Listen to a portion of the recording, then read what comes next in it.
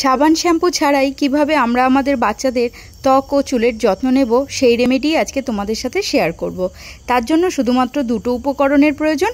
এক হলো বেসন আর দুই হলো মুলতানি মাটি।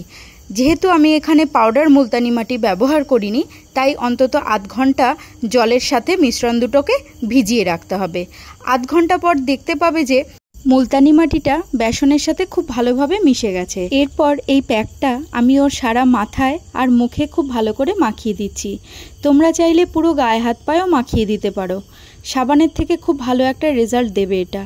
একবার ট্রাই করেই দেখো ওদের জন্য। এরপর 10 থেকে 15 মিনিট পর্যন্ত রেখে আমি ওকে খুব ভালো করে স্নান করিয়ে নেব।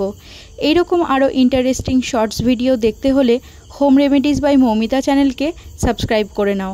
আর ভিডিওটা যদি তোমাদের পছন্দ হয় তাহলে একটা লাইক করো এবং সাবস্ক্রাইব করে আমার পাশে থেকো। Thank you.